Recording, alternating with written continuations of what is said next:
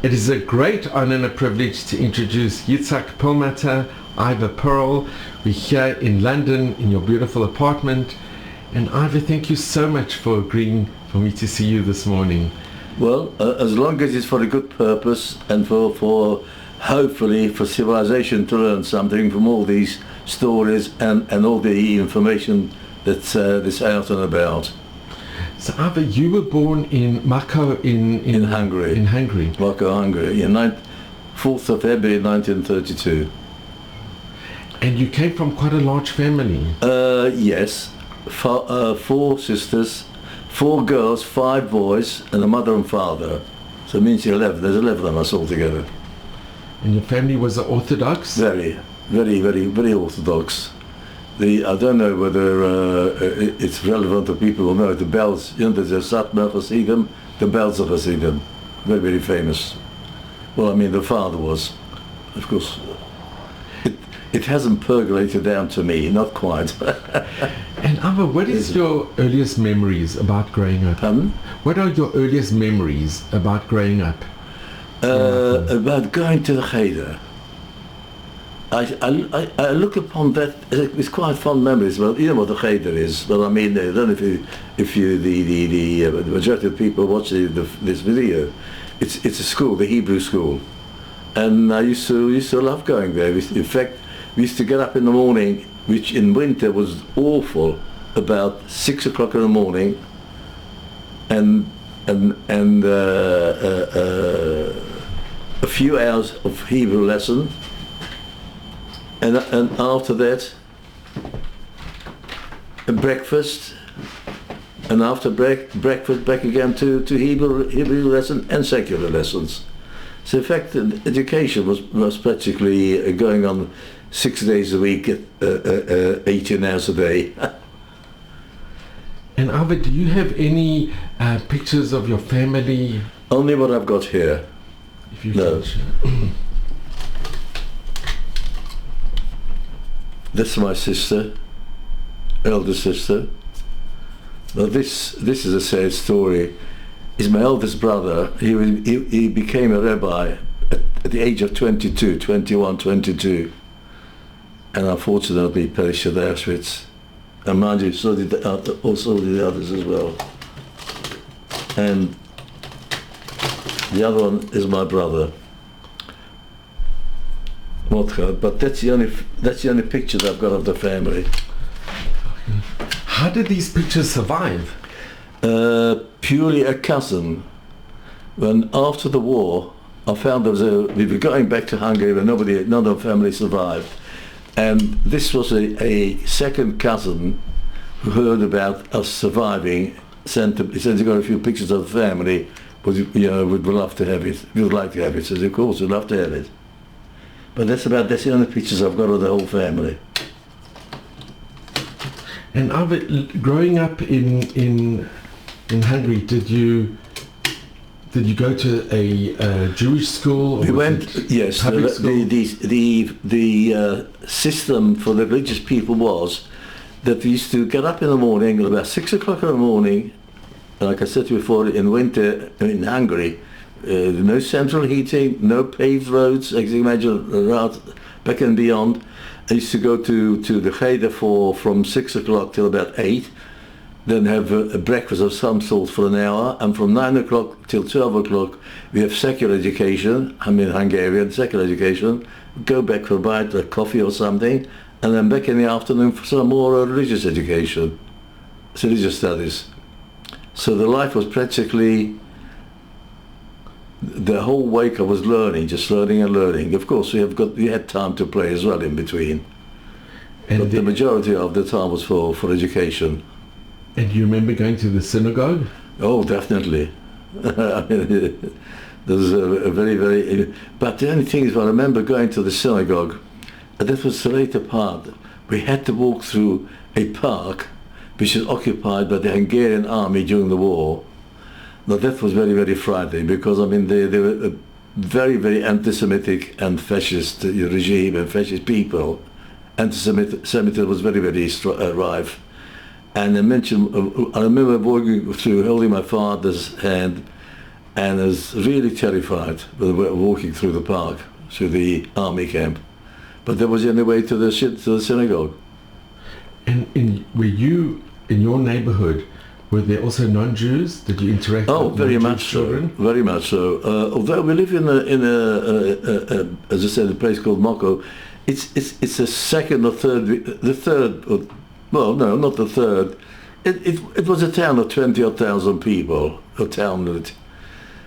And we had friends. In fact, we used to play with non-Jewish friends as well. And the tragedy is that the same boys, non-Jewish boys we used to play with, were one morning told by the equivalent of the Boy Scouts, by the sergeant of the Boy Scouts of the Hungarian, companies, and turn up one morning with a big stick, and we'll give you equivalent 10 shillings to help to herd the Jews into the ghetto. So the boys that we used to play with 3 or 4 days earlier, they're the one who herded us into the ghetto. It's beyond imagination.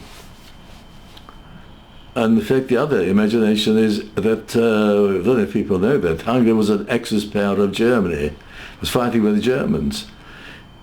When, of course, towards the end of the war, the Hungarians were fighting on the Russian front and being massacred.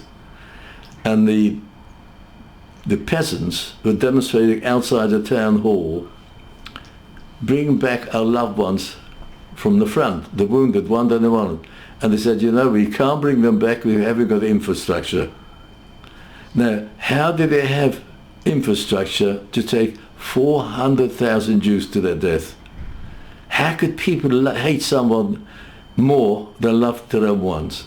They found infrastructure to take us all to their death, but they couldn't find the transport to bring their loved one back from the front. It's beyond imagination. And Ivor, do you remember being rounded up into the ghetto? Yes. How old were you at that time? I was 12 years old.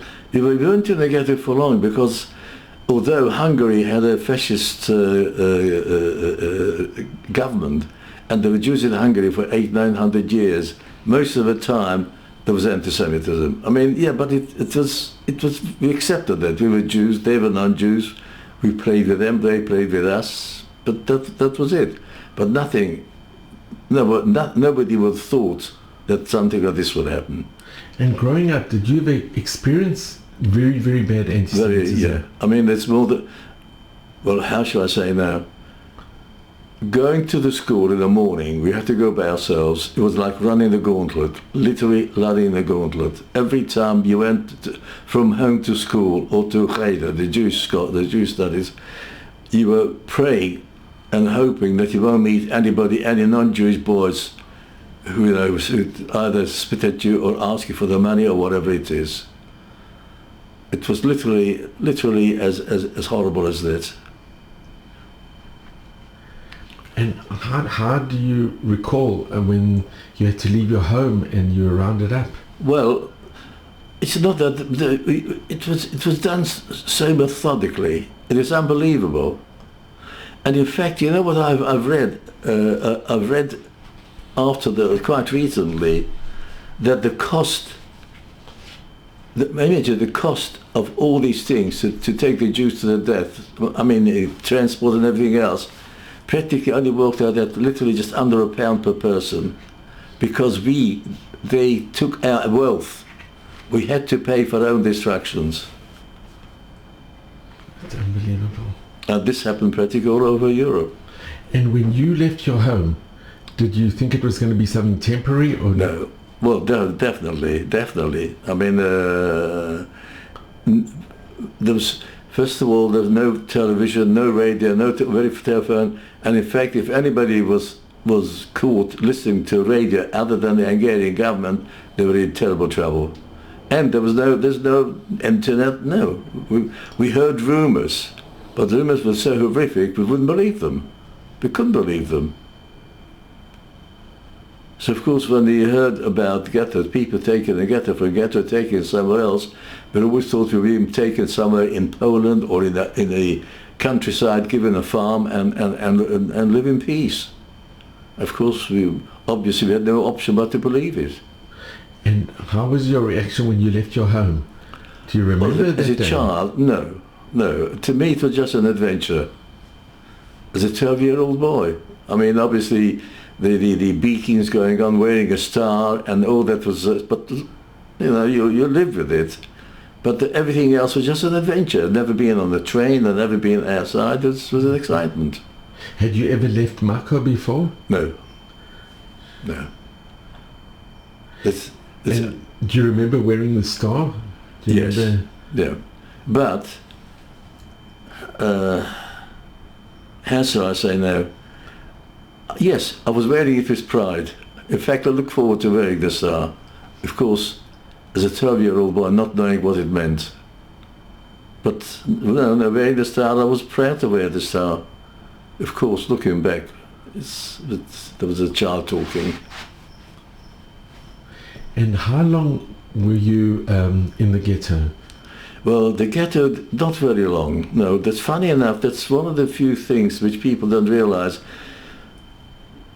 that the Jews were literally left alone while the Hungarians and the Germans were winning the war. You know, of course, there was anti-Semitism. They couldn't do this. You couldn't go out. They couldn't marry, but nothing, not too much physical.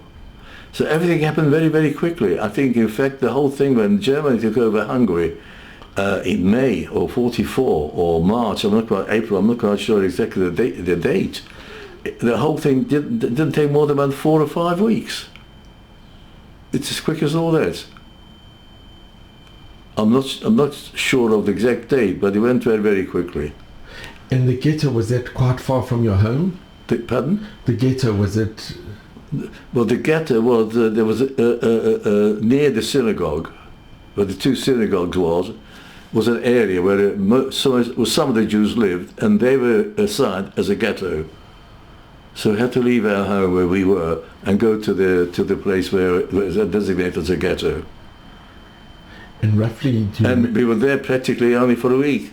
For a week? And within a week we were taken to a larger ghetto in Szeged, which is a town not too far from us, a brick factory, and placed in a big factory, and from there shipped over to Auschwitz. How long were you in the brick factory? A few days. And do you have can't- memories? Pardon? Do you have memories of being there? Yes. In fact, the memories, in fact, there's a story to that as well, because we did not rush on forward. So, of course, we were billeted in a brick factory, a disused brick factory, and when we got there, by the time we got there, there was no room inside, so we had to build it just outside the barracks. And, of course, in the evening, when it was cold and raining, it was a bit hard to take. We were only there for about 2 or 3 days before we shipped, we shipped off to Auschwitz. And I'm sorry to ask, but do you remember going onto the trains? Yeah, well, Were you together with a family? my 3 sisters, 2 brothers, a mother. My father and 2 of the other brothers went in the Labour Battalion, which is another story, that we wasn't quite sure where or when, but we never saw them again. And were they taken before? Yes, but they were taken to the Labour Battalion, to the Hungarian army. And you lost contact? Yes. And do you know what happened to them? No. But needless to say, you can imagine what happened to them. And Ivor, who did you go into the train with? My brother, my mother, and 3 sisters. So, there's 5 of us. And that train journey, it was a cattle car? Yeah, cattle tram. There were 60 or 70 odd people in a train. As I'm sure people should know that by now. With there's 2 buckets either end of the truck, and that's for the ablution. One for this water, for drinking water, and the other one for the ablution. So I mean, you say that, but you can imagine that for about 4 or 5 days, about 80 people in a cattle truck. And not much air, not much food. Were you given any food? No, we had to take food with us. And did you have any idea where you were going? No. No idea whatsoever. Other than once we arrived at a place called Auschwitz. Until then we had no idea where we were going. And even once we arrived there, we never knew what Auschwitz was. We saw barracks, and obviously the sight that greeted us was horrendous. But there's too much going on there, and I think by that time we're too weak and too scared, and we just were like zombies, just followed orders.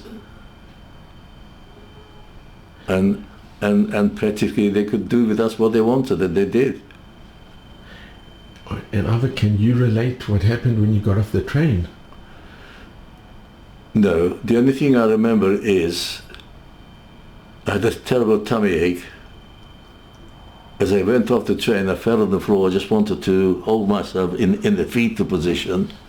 But I also heard the people working on the trains, on the railway line, with striped uniforms.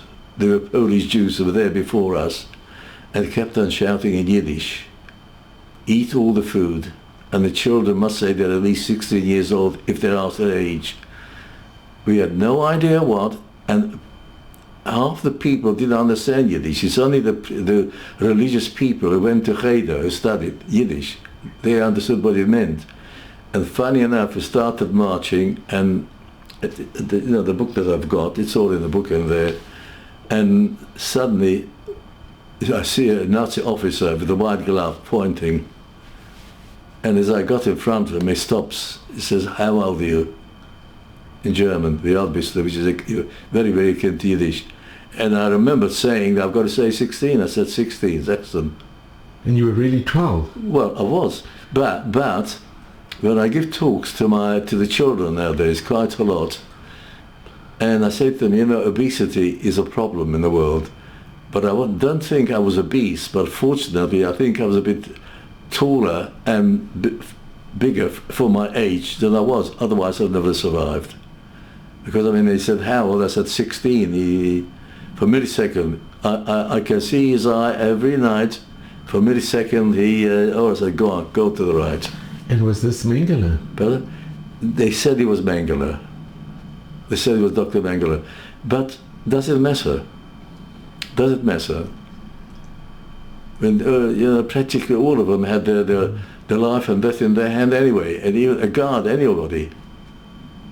And were you together with Alec at this time? Yes, and we were together, and then we could start marching. The women and children one side, men on the other side, and we started marching. I ran over to my mum and said, "Mum, let me come with you." She said, "No, darling, you go. You go back to your brother." And of course, that's the last time we saw each other. And your sisters as well? Mm. And how old was Alec at this time? He was 2 years older than me. And funny enough, he saved my life literally from a crematoria 3 times. I was practically in the oven 3 times. He saved my life. But if you want to, all that is in the book. So we're just going to show a picture. This is the book. That's all that is in the book. So Ivor, can I just ask, and I know it's difficult, but what happened when you became a prisoner in Auschwitz? Well, I don't know how the older people survived, what they did, but for me, it was still an adventure. Although it was horrendous, things were horrible and horrendous, but as a 12-year-old boy, I didn't know much. You're going undressing, putting the clothes in the corner, showering. You go into a block and people walking about, blood pouring from all over their head because you had to have your hair shaved off. And you know why, as well. There would be, all the hair was used to taken back to Germany for mattresses and whatnot. And did they? I know you had a number. Yeah, no. Well, that's something else. You're given a number. Well, the following morning, you're taken into a block. And said, "Come on, gather around us." She says, "Those people arrived yesterday. You've all got a number now. You're given a number, And he said, if you forget that number, you don't exist. Your name does not exist anymore. You're a number. So if you haven't got a number, you don't know who you are, you don't live. You don't live. But obviously, why? They dehumanized us. And you remember your number? Yes. 112021. Did you have a tattoo? I was fortunate. I've got it in my heart, not in my arm. I haven't got it on my arm because the Hungarian jury, they were so, I mean, the whole story is horrendous. They were so insistent on getting rid of us quickly. We arrived in Auschwitz by the thousands, and they just, everything was in a hurry. And I was queuing up for about half an hour, and they said they ran out of ink. Come back tomorrow. But you always remembered your number? Yeah. So we went back tomorrow. The following morning, there was, I think, about 10 people in front of me, and the air siren goes. And the ruling was, but I'm going to use an expression now. If they said shit, you jump to the shovel. Whatever they said, you did, no question asked. If you disobeyed an order, you were punished instantly. This was being quite horrendously. So the air silent went. You had to disappear outside from there, from the open ground into a closed area. And the nearest closed area was a children block, which ended up in a children block. And cut a long story short, the book will tell you all that. My brother saved me from there. At night, there was commotion going on in the block because we were examined and too much commotion going on. So they locked the door, they wouldn't open the door. And overnight, the whole block was emptied, taken to the gas chamber. Like if my brother wouldn't have taken me out from there, I would have been in that block. How did your brother know to take you out? Well, because he knew where I was, because I was always wanting to volunteer to get work to get a bit more food or anything else like that. And he knew where I was. And he came telling me, he said, come on Ivor, let's go, come out from there. I said, no, I can't come because if they catch me, I'll get punished. And eventually he found a way of taking me out from there. I don't know how, I can't remember how. And overnight the whole block was taken, the whole block with all the children were taken away, to be guessed. And if you would have remained in the... Yeah. And Ivor, at this time, did you know what had happened to your mother and your sisters? No. No idea. In fact, when we were walking along to work or whatever it was, there was two or three very tall chimneys. And they said, so what's that? She said, oh, that's the bakery. That's what they told us. And there was a crematoria.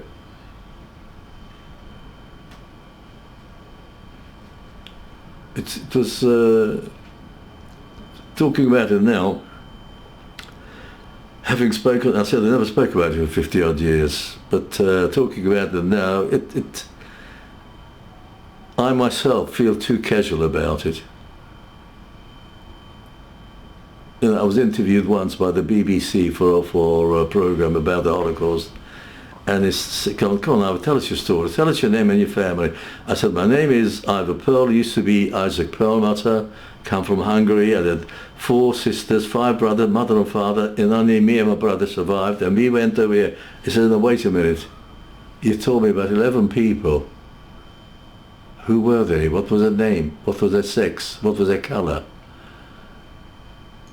And I myself also beginning to think to myself, I'm desensitized. I just said automatically, not realizing that I'm talking about our brothers and sisters, mother and father. And Ivor, when you were in Auschwitz, you were very young. You were only still 12, going 12 years old. 12 years and 3 months. In fact, coming from a religious family, I was learning the bar mitzvah. You know what a bar mitzvah is? I was learning a portion from my bar mitzvah. Do you remember your portion? Mishpatim. But not too well. And Ivor, were the other children similar age as you? There were not many, very few, very few. In fact, the children get together. We were in Auschwitz for a little while. I said, come on, let's go over there. There's a block, a breeze block, not a block, a little concrete house, small concrete house. There were 3 from boys, very religious boys, they were fasting to death because they wouldn't touch any food not kosher. And we went around looking to them, and they said they were praying, and we were laughing. And did they succumb? They died. Yeah. And do you remember the hunger? Oh well, that was a continuous aim. At the end, I literally ended up eating grass. Not grass. You saw the tall grass, it looked like onions. I thought that was it. So I picked it out and started chewing that. The hunger was always.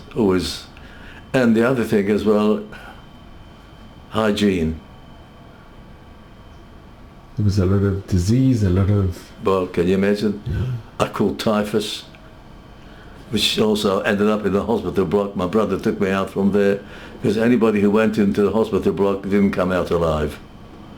He came down with a friend and just literally take me away from there.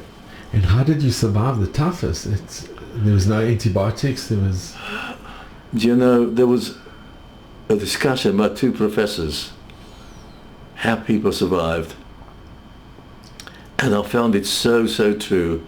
They came, after an hour or so discussion, they came to the conclusion nobody who was in a camp survived without luck. Nobody. And the third was, it's so true. But not everybody that had luck survived. You had to have that X factor. And what that X factor is, they don't know. It's so true, because so many people succumb to typhus. No way of finding out what, where, and why. And I felt so true. It's exactly describes everything. It's purely luck. But when now you see a fly or something or a bee on the table, and you shush it away, or even you kill it, and what? That's what we were. If you didn't do what they wanted to, anybody, the capos were there, and everybody else, you just could have done what they wanted with us. And the capos, were they very cruel? They were cruel, but you know who the capos were? Funny enough, you didn't see many Germans per se in the camp itself. The appointed capos, they were the policemen, usually they were the criminals and the gangs that were also put in Auschwitz. They were put in charge of us. And were there any Jewish capos? Very few of them, yes. There were Jewish capos who were lynched after the war. When the war ended, a number of those capos were lynched by the Jews themselves because of what they did. And were there any Ukrainian? Ukrainian and Russian. Oh, that's a good question. But you know the agreement between what was the agreement? The Yalta Agreement. What was the Yalta Agreement? Between Russia, France, England and America. And Russia said, if and when the war is over, you must return all the prisoners to us. Did you know that? No. And in fact, nobody wanted to go back to Russia. Why? Because a lot of their troops were surrendered purely because they didn't want to be in the communism, and they were wanted to take them back to Russia, and most of them were killed in Russia. But the Allies, the Americans and the French, had to agree to it. They said, yes, once we liberate you, then we will have to make sure that all the Russian prisoners will go back to Russia. It was one day, I remember, after about 2 weeks after liberation, the whole commotion, there were the Americans, they liberated in Dachau, Munich, for the Americans. A few lorry loads of soldiers, machine guns turned up. Commotion going on. They rounded up all the Russian prisoners. when they're going to take them back to, ship them back to Russia, and they knew they didn't want to go back to Russia. They're forced to go onto the train to go back to Russia. That's documented. And Ivor, can I ask, when you were in Auschwitz, did you work or what did you do during No, the day? Auschwitz, I'm not so, I don't know if people know that. Auschwitz was just purely an extermination camp and a sorting. People went there, anybody who wasn't good enough was put, guessed and killed right away. Those who were able enough, everything was confiscated, and you were given a number and shipped further into Germany or other places for slave labor. Auschwitz, although they had a few, few factories going, but most of them just being just an extermination camp.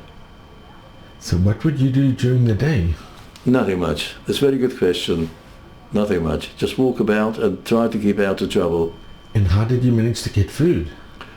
Well, not everybody did. Not everybody did. And somehow or other, all you want to do is survive. We come to a situation like that, that's all we want to do, just survive. And your brother, was he the same? Same. Fortunately, we were together most of the time. As I mentioned, he saved me a few times, you know. Another time was when that was already in Germany, in the camps, near Dachau, where they called typhus. We know what typhus is. And I ended up in a hospital block. A hospital block in a camp. Can you imagine? You were there for a day and shipped straight onto the gas chamber. And my brother found out where I was, and he came there with a friend of his, and they literally dragged me up because I couldn't walk. I was too weak, too delirious, had a temperature.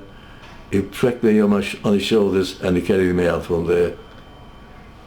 And Ivor, you mentioned that you were in a crematorium. How did that happen? I don't know. I mean, I think to myself, I was 12 and a half years old. My brothers and sisters and father, they're much older than me, cleverer than me. Why didn't they survive? I don't know. And if anybody tells you they know, I wouldn't call them a liar because I wouldn't want to be rude, but I said, no, nobody knows. It's like the two professors. You had to have that X factor. What that is, they don't know. But how did your brother know that you were in the crematorium, that he could take you out and save you? No, because I was in a block, not in a crematorium. I was in a block. You would have been taken to the crematorium? Yeah, that block, the whole block was taken to the crematorium. I was in that block, and he forced me to come out from there. And the other time was when I was in a hospital block. In the hospital over there, he just came in and also just carried me away from there. Otherwise, you'd have landed up in the crematorium. And did you know what the crematorium was? Did you have any idea? No. All we knew was that those people who were taken away were never seen or never heard of again. But I'm not so sure if the adults knew. I don't think so. And did you have to go for roll call every day? Yeah, twice a day, morning and evening. And if the number didn't tally, and that's one of the reasons as well, I didn't want to be, because if I wasn't there one day, I was there the next day. What would have happened? And we had to stand outside, or whatever the weather condition, until everything added up. But some people couldn't come out because they were too ill. Everybody had to be accounted for, and you had to stand in there, whatever the weather, until all the numbers added up. And were there times that the numbers didn't add up? A number of times. Either they found them dead or something or other. I'm not sure what. But quite often. So you survived a few months in Auschwitz? Yes. Which in itself is miraculous. Yes, Auschwitz. I think we weren't there too long. But even once we were taken from Auschwitz into Germany for another camp for slave labor, things were just as bad. If things were worse there. And did you go with your brother? Yes. You were taken? Yes. Which slave labor camp did you go to? That's in Allach. This Allach, which is about a satellite camp of Dachau. Dachau was a main camp, and they had about 20 or 30 satellite camps. And Dachau was the main one. And how did you get to Dachau? On a train, also marching towards the on a train, cattle truck, given a loaf of bread, and that's all. They weren't told what, where, or when, and you end up in Germany. And in this labor camp, what did you have to do? Well, there there was a roll call every morning, and called out numbers, or not names. You called out numbers, or called out people. You go there, you go there, and you were taken to different places, different days. And my brother was taken one day somewhere, he didn't come back. But apparently he was lucky, he was taken into a farm. When he came back about 2 weeks afterwards, he didn't recognize me. Because he had he was in a farm eating, and I was in the camp still just, slaving away there. And he said while he was there, at least they had shelter and food. But after 2 weeks they came back again. And did you do any work when you were in these camps? Not in Auschwitz, no. No, but in the labor camp? The labor camps, yes. We're building underground bunkers. And you were only still 12? Yeah. And I remember one day we were building the underground concrete bunker, that a kettle truck of cement turned up, and of course we had to unload it. And I was also going along, 12 years old, can you imagine, starving. They put the sack of cement on me and I collapsed. I couldn't stand the weight. And the people who were there, the older ones said, no, go on, boy, go on. You're trying to hide in the shelter there, you go on, we'll look after it.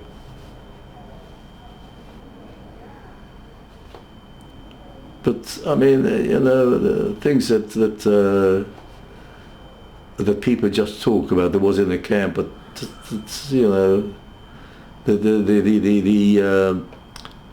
word now? The norm was you woke up in the morning and you never knew if you were going to come back, if you were alive or not. Daily event. Did you go into Dachau, into the camp itself? No, we were when the war was coming to an end. The rule was the direction came from ahead, from the Germans, that all the camp has to be destroyed, and that those that can be saved have got to be marched into other camps, and those that can't be shall be taken to Tyrol Mountain, to be killed, to be shot. And we were walking along for about a few days, ended up in Dachau. This was the death march? That's the death march. And the general was in charge of the death march. He was supposed to have taken us to the Tyrol Mountain to be killed. But he realized the war was over, there'd be war crimes and whatnot, so he took us as far as Dachau itself. And we arrived in Dachau, we were stuck outside the camp, because the camp commandant from Dachau said, I'm sorry, my place is full, I've got no room. But he said, the general, so I was told, the general said that, well, I'm sorry, I can't take him any further. You have to do what you can. He said, well, all right, you can go into the parade ground. So we built it outside the parade grounds for 3 nights, for 3 days. Until you heard some shells falling, no idea what they were. And they hit, one of the few shells hit on the wire, and people started running out from there. Of course, that's when the Americans came. And do you remember when the Americans liberated? Very much so. But as I said, too much to tell. No, but can I ask, when the Americans came, so one of the sad events is that they gave a lot of food, and people were so hungry that they... Well, yes, but also what happened was, either they according to history, the detachment of Americans were ordered to go over there, and they didn't know about Dachau. And they turned up at the place with about 15 wagon cattle trucks full of dead people. So they found it back in the office. They said, what's going on here? And they came back and said, there's another camp called Dachau. Go in there and lock the gate. Don't open the gate. Don't let anybody out. for I think a few days. This is documented. A few days the Americans wouldn't let us out because they said they were scared of the massacre that was going to go on. If they were to let out, the people would go around the town killing people. So they have to wait at least a week or two, give them food and try to calm things down. But that's what the American did. They said, no, don't open the gates of hell. Of course, they came in and they helped us very well, and they helped us as much as they could. With spraying us with DDT for lice. And do you remember them giving you food? Yeah. And thank God you never overate, but there were quite a few people there. Fortunately, no.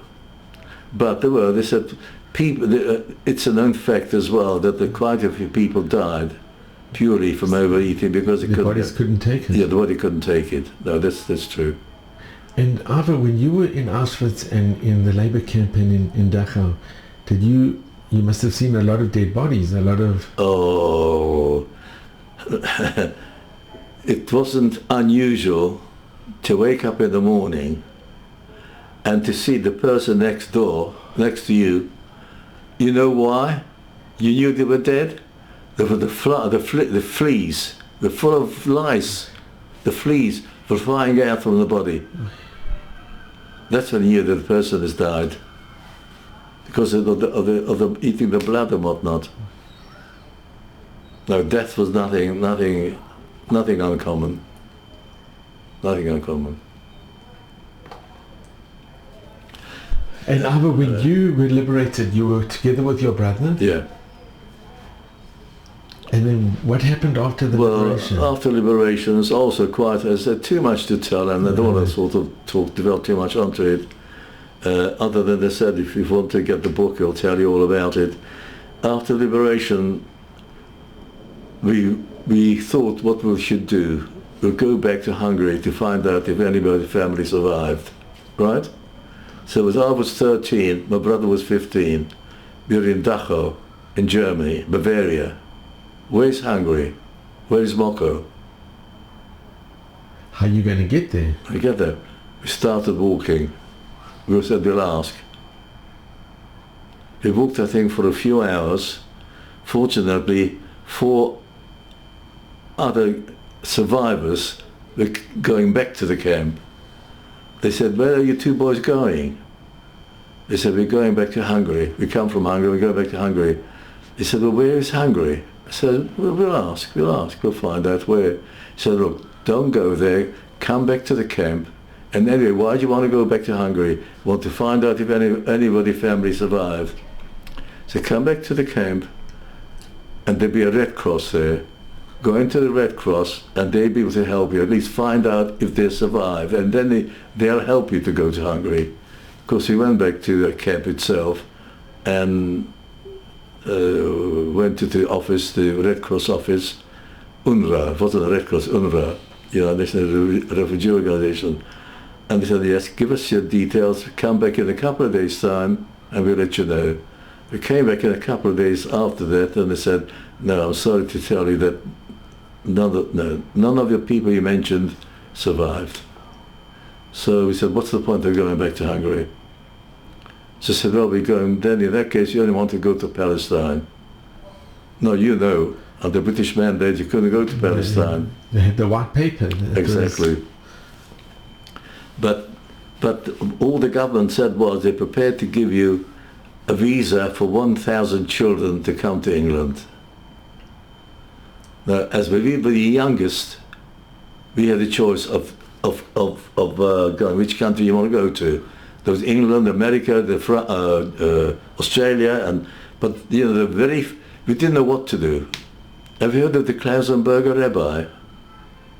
Yes. Klausenberger Rabbi. He lost his family. That's it.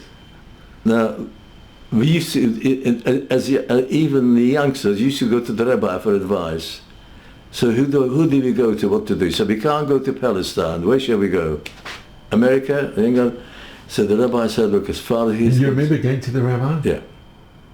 And he said, as far as concerned, all you've got to do, you must leave Germany the very first transport you can. And the very first transport went to England. But England said, we can't, no, we won't let you go to take the children to Palestine, but we'll give you visas for 1,000 children to come to England. That's what they called the boys, the 45A, the boys. There was about 700. That's right, they couldn't find 1,000 children. They only found 770 children. And you were with your brother when you came? I was with my brother. And the majority went to Windermere, and I think about 400 or 500 went to Windermere, and 200 went to Ascot. Not to Ascot, to Southampton. And we went to Southampton, and from there to Ascot, from Ascot, the usual. And you were with your brother all this time? Yes. Yes. And in fact, when my brother died, and then my friend said, my brother died, and I was shoveling in the earth on the coffin, and I thought, I'm doing this for the whole family now, not only for you. Because it's the only grave you have of your family. Yeah. Yes. And Ivor, you remained very close with your brother? Well, no, unfortunately, he passed away about 13 years ago. But all the years you were very close? Very, yes. Yes. Yes. In fact, that's the only, once he passed away, I had no one to talk Hungarian with, so I lost the use of the language, which is not exactly a lovely, nice language to know, but nonetheless another language that you know, once he passed away, I had no one to talk to. And Ivor, from your extended family, your grandparents, your uncles, aunts, cousins, did any survive? Very few. There's a few cousins survived who went to Israel and some to America, but very, very few. I started to try to have contact with them after the war, but it just, nothing came of it. Nothing came of it. So as far as I know, that we've got some sorts of very close relations in America and some in Israel, but I've no contact with them at all. I'm sorry to say. It's a pity. Well, que sera. But that you got these pictures is... Yeah. I mean, this is the only... Can we take it? This is the only... Really the only evidence... Not only evidence, but these are the memories. And he was a rabbi at 21. I would always wanted to take after him. Sister. And there's a sister. And that's my other brother.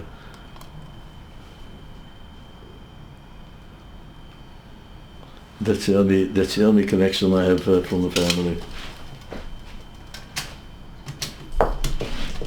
And this is...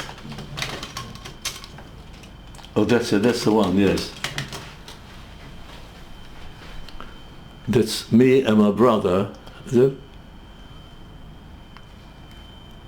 Me and my brother about 2 years after we arrived in England. Must have been, I think I must have been about 14, he must have been about 16. And when you came to England, were you fostered by any family? No. That's one thing, when we came to England, from day one, I mean even from the camp itself, the Central British Fund, which is the forerunner of Jewish Care, looked after us, and from day one, they've always been there when I needed them.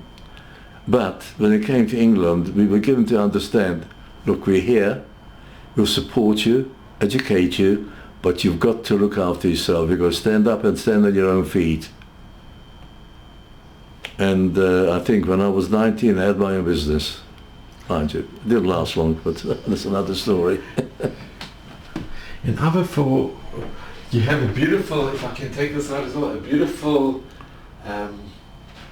picture here.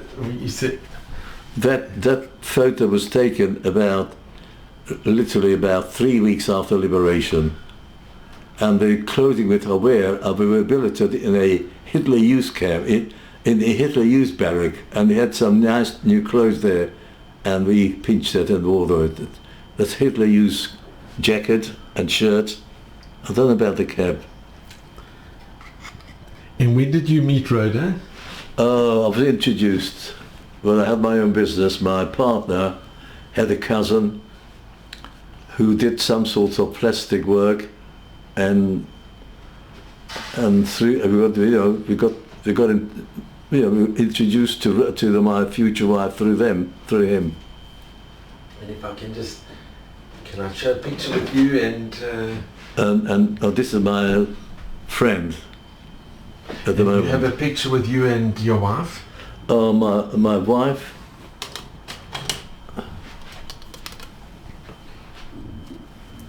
And how many years were you married? We were married in 1953, I think about 50 years. Nearly, not quite 50, 48 years. And Ivor, your She wife passed away. Can I ask, you write in your book that she gave you such strength to... Yes, I am what I am. I've got what I've got. Most of it, I mean, obviously, I had to do the work, but it's an awful lot to do with her. I would never have, I'm convinced I've never managed to achieve anything like that without her. She was a very, very lovely, strong personality. And how many children did you have? Got 4 children, 6 grandchildren, and 4 great-grandchildren, thank God. Baruch Hashem. Baruch And Ivor, I just wonder if I can just show your beautiful family. Yes. And Ivor, for 50 years, you never spoke about your experiences. No. If anything, at the moment, looking back, I'm not so sure if that was right or not. But anyway, that's the case. I mean, there's a tremendous amount of help out there for us in the last few years. But I wish I would have had that when we came to England. Was there anyone you could speak to besides from your brother? There was, but sort of not in the quantity that there is now, not the help there is now. There was, but how shall I say now? Not unless you had to do it yourself. I mean, now all you have to do is pick up a phone and people there. I mean, there's organisations. As far as I know, there weren't many organisations then to help us. But anyway, I just wanted to feel as I wanted to get up, dust myself down and get on this life. And you went to school when you came to... Yes, we went to school, Art School, the Organisation Rehabilitation Through Training. That's a very famous organisation. And did the other boys or children, did they ask you about your experiences or what happened to you during the war? No, funny enough, for 50 years I never spoke about it. I hardly spoke about it to anyone. And the only reason I came out from the closet, as they call it, I was a member of the synagogue, very much involved in the synagogue. And they had the VE Day, compared to VJ Day, it's Victoria Europe Day. And we had a Kiddush. And then we had a meeting of inviting dignitaries to commemorate the liberation of the camps. And they said, Ivor, of course, we're inviting the police, the rabbis, the church, and you'll have to be the one to represent the Holocaust. I said to them, I might be the only one on the board as a Holocaust survivor, but I'm afraid I never talk about it to anyone, including my family. Your children, did they know that you were a survivor? They knew who I was, but even now they don't know much about it. I didn't want to hurt them. They didn't want to hurt me, and anyway, I couldn't get out of giving a sort of my part of the story during the commemoration. And people came over to me and they said they never knew I was a survivor. And they said, unbelievable. I said, we know all about it, but to hear somebody who's actually lived through it, I mean, it means so much more to me. And of course, since then, the schools heard about it and universities and ended up by getting the British Empire Medal from the Queen. So you have if you could show us the medal, which is such a tremendous honour. That's it. But you must wear this with tremendous pride. It's a medal I got from the Queen for education, Holocaust education.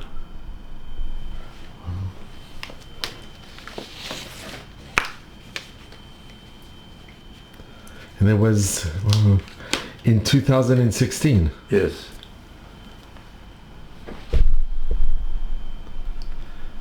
And Ivor, you went back to Hungary, yes. to your town, and you went to Auschwitz as well. I went back to the town. I wasn't too keen to go back, but anyway, I went back to the town, and I think you read in a novel, but you've got something on your shoulders, carrying a burden on your shoulders. I always had a burden about going back to Hungary to find out what, thinking it's a hallowed ground.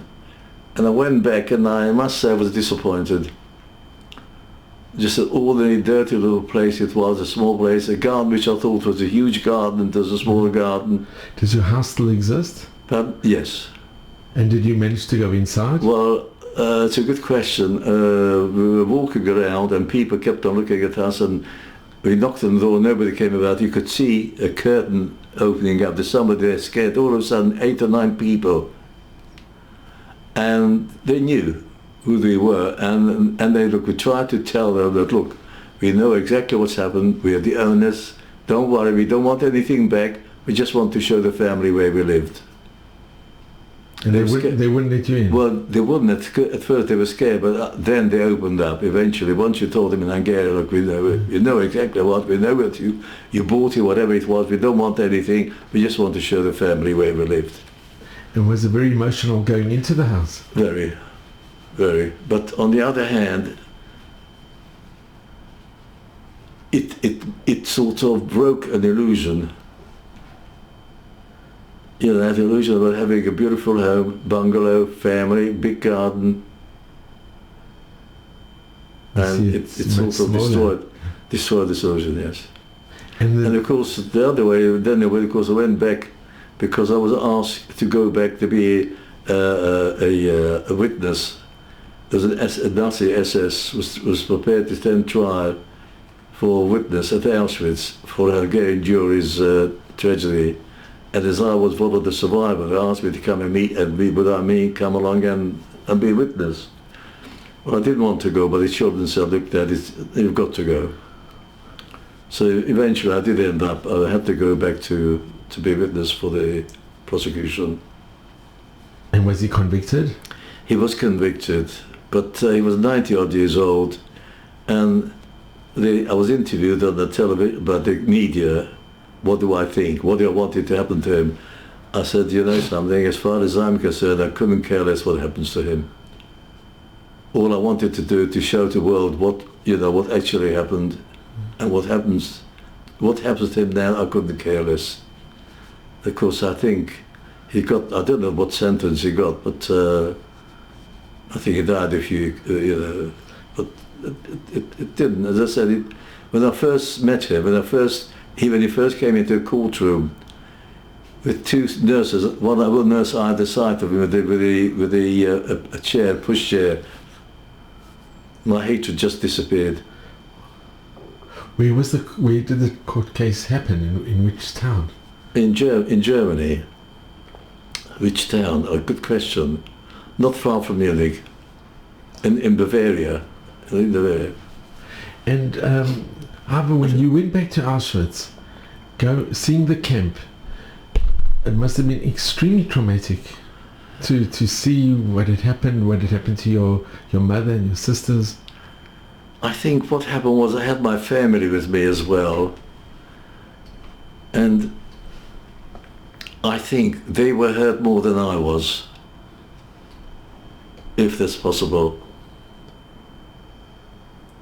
In fact, as you know, you've got the book there. My youngest daughter still hasn't read the book yet because she feels as though she can't bear to read the book. But and Ivor, if I can just ask, what message do you give to your children and grandchildren and our great-grandchildren, to the future generations? Well, that's a question. Funny, but I'm asked very, very much by as I always only talk to children, and including my children as well. that I still feel I haven't got hate in my heart. Why? Even after the war, when they were bringing in the Nazi guards from outside, people used to stand there throwing stone at them and hitting them. I didn't do anything. And I still feel the same, that love will get you much further than hate in the long run. Such a beautiful message. And I think if I hate, I hurt myself. When anyway, how can hate replace all everything that you've lost? And Ivor, you remember of a shul. Yes. So your faith, you retained your faith. You retained your faith in your emunah? That's a very, very, very difficult question to answer. I'm coming from a religious family, very religious family.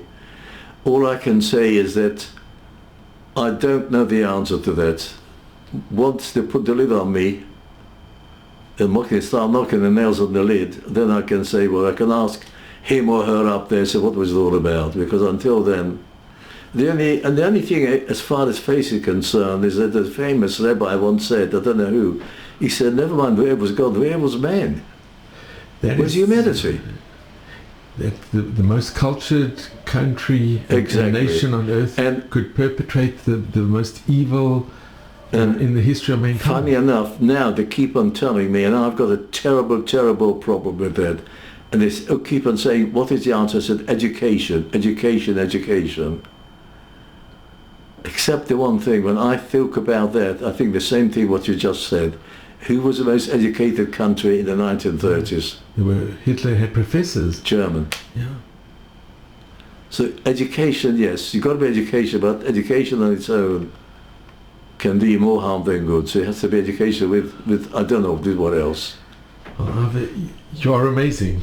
Well, I just want to thank you. I think your message and just being with you, this has been, I just want to thank you personally. Well, so for me, I was just it's worth coming to England just to meet you, but I'm so grateful from the bottom of my heart. I think you are an example for all of us to emulate. Well, your message and what you went through, and the love that you have instead of the hate, it permeates you. And I think this is what I keep saying. As long as something happens, something good happens from that, which I must say, if I ask you, can you show me any proof of what has the world learned from the Holocaust? That's so sad. Not much. Have they? Has the world learned much about the Holocaust? There's still wars going on, there's still hatred. Exactly. But there's one thing which is very interesting. Germany just signed a defense deal with Israel for $3.5 billion that Israel is supplying the Arrow 3 to protect Germany. Who would have thought when you were there that one day the Germans would ask the Jewish nation to defend themselves? Exactly. So things we don't understand, but you were saved by your brother and miraculous, and that you're here is a miracle. It really is. All I can say is, if you ask me what is the Perl, what is the effect, I couldn't tell you. And if I can ask, your book, which I thoroughly recommend to everybody, it's Chicken Soup Under the Tree, A Journey to Hell and Back. Why did you call it a chicken soup? No, wait a minute. If I tell you why I called it a chicken soup, people won't buy the book. They'll buy it. After seeing this video, everyone's going to buy it. I was going to say that, the chicken soup is I knew when I was liberated, I saw this supposed I might have to tell the story somehow, somewhere to someone else.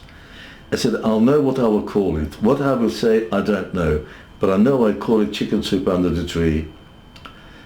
The reason was that we were given an order that in 2 days' time, you'll have to go on a journey, don't know where, don't know what, don't know when, and you have to take food with you. I came home from Cheder, starving, hungry. I could smell the chicken soup. I said to Mum, I want some chicken soup. She says, no, darling, you can't have it. They said, I was crying on the floor, screaming like a naughty child, which I wish I could see my mum apologise for that stupidity. no, you can't have that. We've got to go on the train, and we have to take the food with us. Now we were as I said, in a ghetto by then. There was no electricity, no fridge, no freezer. So where did you put the soup to keep cool? It was because we were sheltered in the open, in a tent. So put it under the tree to keep it cool. Of course, when we were on the train riding, about after an hour, half an hour, Mother suddenly let out a yell. Oh, I left my chicken soup under the tree. So, think to myself, from then onwards, chicken soup will mean something different to me. That, like I say, the penicillin for Jewish people, but it means something different to me. So this is the book, and it goes to charity as well. Yes, some of it goes to charity. I'm so grateful to you. You should just have Mazel Brocha at Stream in good health. Well, and may you carry on with the good work. Well, thank you, Ivor. It's been the greatest honor. I've got to buy you that. Come on, what time is it? I'm so grateful to you, and I'm really, thank you so very much. What time is it, may I ask?